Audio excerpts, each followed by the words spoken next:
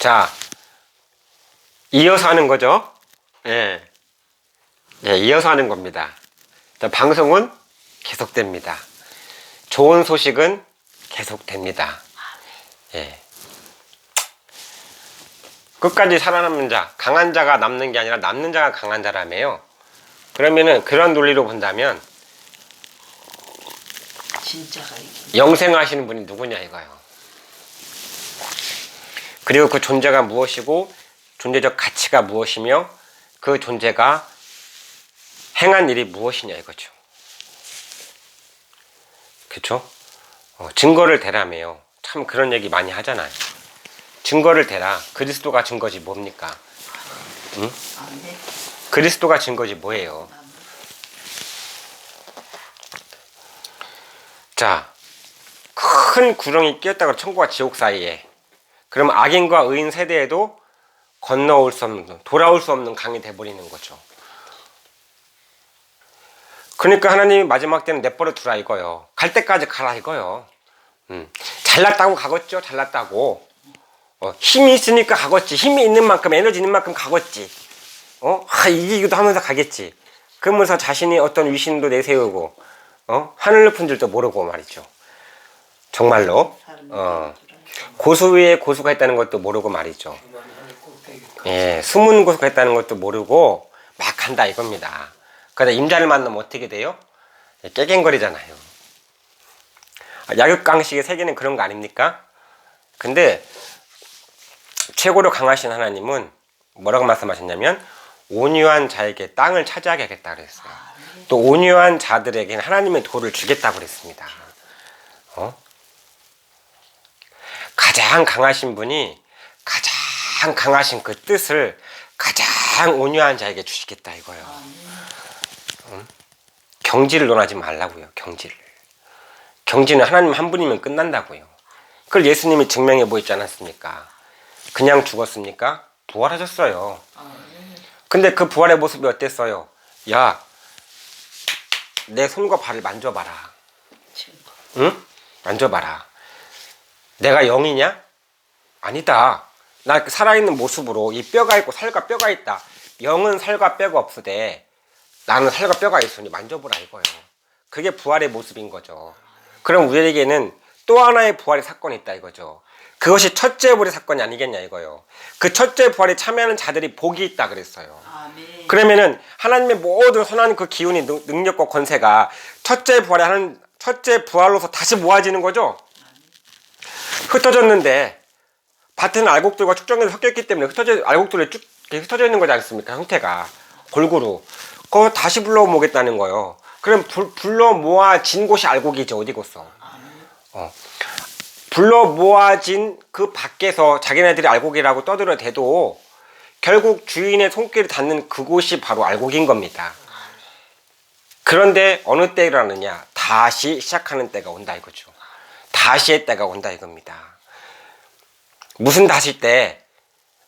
다시 중에 다시가 어디요? 재림이지. 누구의 재림이냐? 예수님의 재림이죠. 예수님이 초림 때 이렇게 선하게 죽어주셨으니까 재림 때도 맥없이 오실 거라고 생각을 하십니까? 마태복음 11장 27, 28절에 왕권을 가져온다고 그랬어요. 누가복음에 보니까 왕위를 받아온다고 그랬어요. 응? 그 제자들이 왜 같이 순교하신 줄 아십니까? 예수님이 제자들에게 뭘 주는 줄 아십니까? 세상이 새롭게 된다 안 된다? 세상이 새롭게 되어 인자가 자기 영광의 보좌에 앉을 때에는 나를 따르는 너희도 12 보좌에 앉아 12지파를 심판해버리겠다라는 거죠. 심판의 권세가 사도들에게 있죠. 그런데 성경에 보니까 너희는 선지자들과 사도들의 터 위에 세움을 입은 자라고 그랬죠. 그러면 그 사도들의 역량 가운데에 하나님의 그 역사가 사도들을 통해서 복음이 제시가 됐죠. 그러면 그들의 증거를 통해 받아서 계속 성령의 그 계보를 이어 나오죠. 그럼 누가 성령의 계보입니까? 방언 많이 하시는 분들이에요?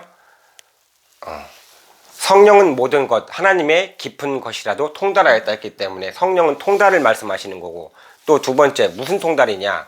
증거하는 이는 성령이시니 성령은 곧 진리이다 했기 때문에 결국 진리를 말하는 것인데, 그러면 그 진리를 증거하는 성령은 무엇을 말하는가? 예수님이 말씀하시는 바 보혜사가 있을 것인데 그가 내게 대하여 증거할 것이라 라고 했습니다. 그럼 거기서 말하는 내게 대하여 증거한다는 것은 오늘의 관점으로 무엇인가? 다시 오시는 사건, 즉 신랑을 맞이하는 신부들, 신랑은 이미 정해져 있잖아요. 누구? 예수님. 그럼 이 땅에 남은 사명이 뭐예요? 누가 신부이고 누가 신부들인가요? 그것이 천국의 비밀입니다. 많지 않을 거려. 절대 많지 않을 거려. 오죽하면 이 사양가 보니까 이렇게 나무가 있는데 저 꼭대기에 달린 서너 개, 몇 개, 예, 두 서너 개가 남아있는 거 겨우 같은 것 같다 그랬어요. 또한 밀한데 볼이 석대라는 말도 있어요. 그 양식으로 표현돼 가지고 경제관념으로 해석되시는 분들도 많이 있겠지만은 결과적으로 생명의 가치, 그 알고 계시지 않습니까? 밀한데 볼이 석대. 거기서부터 하나님 역사는 시작된다 그랬습니다. 그럼 그곳이 어디인가는 하나님께 여쭤봐야 되는 거 아니야? 신앙인들이라면 언제까지 우리 교회 오시옵소서 은혜를 주시옵소서 할 것입니까? 하나님의 뜻을 구하는 기도하는 게 아니라 주시옵소서 주시옵소서, 그런 것보다 하나님 뜻을 구하는 기도를 많이 하라며요. 여러분들도 그런 얘기 많이 하잖아요. 근데 그 뜻이 이미 성경적으로 예정이 되었어야 안 돼 있어요?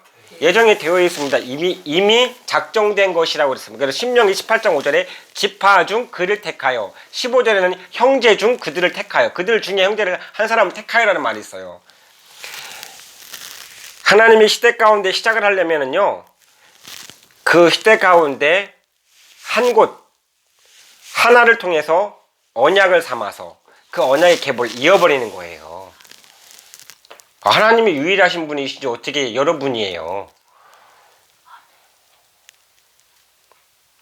그럼에도 불구하고 자꾸 구약 읽고 역사에 대한 자꾸 그 교훈에만 집착을 하고 그리스도의 초림의 사건만 자꾸 집착을 하신다면은 그건 더 이상 할 말이 없는 거예요. 게임 끝. 근데 알아서들 하시라 이거요. 그쵸? 그거 알아서 해야지 어떻게. 주인이 이렇게 하겠다는데 종들이, 주인이 아닌 종들이 마치 자기가 주인 된 것처럼 주인은 세하고 그렇게 우겨대면은 그거 할 수 없는 거예요. 멀어지는 거예요. 그러니까 주인의 뜻은 천국에 있는데, 이쪽에 있는데 자꾸 주장하는 바는 저쪽에 있으니까 구렁이 껴야 안 껴요. 돌이킬 수 없는 강이 돼버리는 거예요.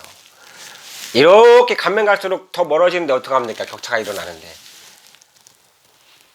그러면 지옥에 넣고 싶어 넣는 게 아니라 찾아서 들어가는 거죠. 못 말려요. 세상에는요, 여러분들 못 말릴 사람들도 있는 겁니다. 못 말리는 기질들도 있는 거예요, 여러분들. 그 못 말리는 기질 자체가 대단한 건 아니잖아요. 하나님 대단하신 거죠. 그러니 정확한 정보에 우리가 귀를 기울여서 그 정보를 듣는 것이 얼마나 큰 복이겠느냐. 이것이 오늘날의 과제다 이겁니다. 응? 이렇게 증거하는 곳이 이단입니까? 또 이렇게 증거하면 이 시대 가운데 또 이상한 또 사이비예요? 사이비 소리를 함부로 하면 안 돼요. 왜냐하면 성령을 해방하면은 사하심을 저보다 한대요. 대속물이 되어주신 예수님도 사함 받을 게 있지만 사함 받지 못할 것이 있다고 그랬어요. 무엇이 성령 해방죄인가 알아야 되죠. 그리고 하나님은 결코 마지막 때는 타협이 없으세요. 원래부터 타협이 없으신 분이요, 하나님이. 아들을 십자가까지 못 박으시는 거 봐요. 예수님이 십자가까지 못 박으실 수밖에 없는 것은, 하나님의 정한 것은 거스를 수 있다 없다. 거스를 수 없기 때문에 그 아들이 대신 죽어준 거야. 아들이. 보통 사건이냐고요. 아들이 죽어진 거는 하나님이 이랬다 저랬다 하시는 분이 아니라 작정된 그 끝까지 밀어붙인다는 거예요. 아들이라도요, 아버지 할만하시거든 이 잔을 내게서 옮겨주세요 라고 돼 있어요. 그렇게까지 했어요. 그래도 안 계셨어요. 예? 끝까지. 근데 결과적으로는 그가 찔림은 우리의 허물을 인함이요 그가 상함은 우리의 죄악을 인함이라. 그가 징계를 받음으로 받았어요, 안 받았어요? 처절하죠. 우리가 평화를 누리고 그가 채찍에 맞음으로 우리가 나음을 입었다. 이렇게 성경에 기록되어 있습니다. 아멘. 그리고 성경에 분명히 말합니다. 옛날에는 그랬고 오늘날은 안 그랬을 거라고요. 우리는 다 양 같아서 그릇 행하여 각기 제 길로 갈 거늘. 그러니 처처에 지진과 기근이 있을 것이고 지진이 일어나니까 기근이 일어나죠. 다시 말하면 뿔뿔이 흩어지고 이렇게 찢어지는 역사가 있으니까 거기에 무슨 양식이 있겠어요. 하늘의 양식이 있겠어요. 응? 호세아가 보니까 뭐라고 되어 있어요. 양식이 없어 주림이 아니라 하나님의 말씀이 없는 말씀의 기각이 온다는 거죠. 응? 그렇죠. 그러니 오늘날 우리가 소망이 있는 것은 무엇인가? 신명기 12장 18절에 택하실 곳이 있는데 이사야 14장 1절에 보니까 하나님이 이스라엘을 다시 택하시겠다. 그럼 이스라엘을 다시 택하시겠다는 것은 역사적인 관점에 보면은 그때의 이스라엘들이겠죠. 근데 그때만 국한된 말씀이라면 성경이 왜 존재해야만 되는 겁니까? 춘향전보다 못하지. 홍길동전보다 못하고. 그렇지 않아요? 이수호보보다 못하잖아요. 다시 택하는 역사가 있는 겁니다. 시대 가운데에. 재림의 때니까. 재림은 초림의 때와는 또 다르게. 그리고 예수님 초림 때에 바리새인 서기관들을 택했어요. 세례 요한을 통해서 다시 증거가 시작이 됐고 그 세례 요한을 통해서 증거를 받고 오는 사람들이 예수님께로 왔죠. 그리고 예수님 열두 제자를 누구를 택했어요? 뱃사람 택하고, 그죠? 어부를 택하고, 세리 마태 택하고, 그쵸? 곳곳에 가서 택하신 사람들은 새로운 존재들이 아닙니까? 그러면 재림의 때는 안 그렇겠습니까? 질서가 새롭게 바뀌는 거예요. 그래서 저는 이곳 생명교회 신해산 기도원에서 이렇게 여러분과 함께 차 한 잔을 통해서 여러분과 이야기할 수 있는 거는 인간적인 자신감이 아닌 겁니다. 하나님이 작정하신 게 있다 이거예요. 큰 말로 하자면 재림이죠. 그냥 큰 말로 하자면 재림 두 글자. 근데 이 두 글자 안에는 어마어마한 것들이 감춰져 있기 때문에 비밀인 거예요. 예수님이 도적같이 온다고 그랬어요? 알림이 온다고 그랬어요? 근데 큰 나팔 불며 온다는 표현만 봤을 때는 다 알게 온다는 거 아니요? 그죠? 근데 또 어딘가에 보니까 도적같이 온다네? 그거는 무슨 말인가? 그럼 큰 나팔이 뭔가를 알아야 될 거 아닙니까? 그렇죠? 예. 근데 그 큰 나팔을 불며 오는 그 재림의 역사가 어디에 숨겨져 있어요? 씨 하나에 숨겨져 있잖아. 그러니 제 밭에 심은 겨자씨 하나를 갖다 그러지 않습니까?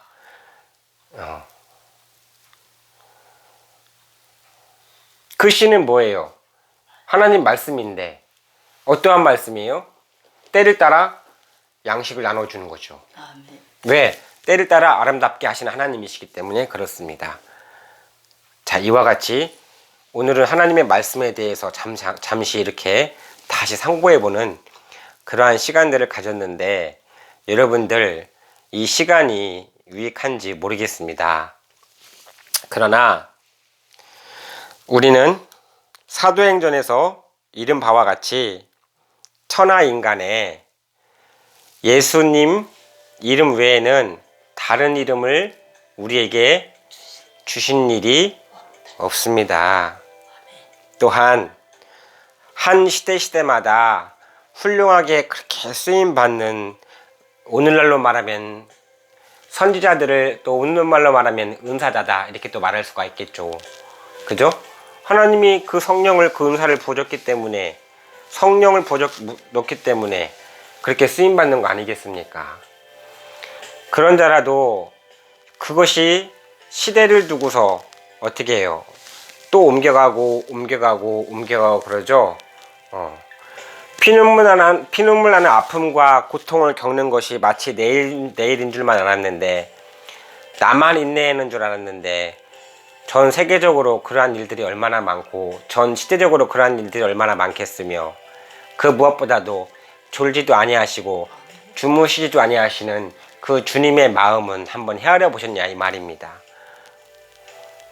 내리사랑은서도 하늘펌프가 아닌 이상 다시 올리지는 못하죠. 예. 그렇다면 우리가 그렇게 잘 말하는 하나님이라는 분은 성경적으로 계시되고 보여주는 만큼만, 은사로서 보여주신 만큼만 아는 것이지 하나님의 본질적인 속성은 측량할 수가 없다는 것입니다.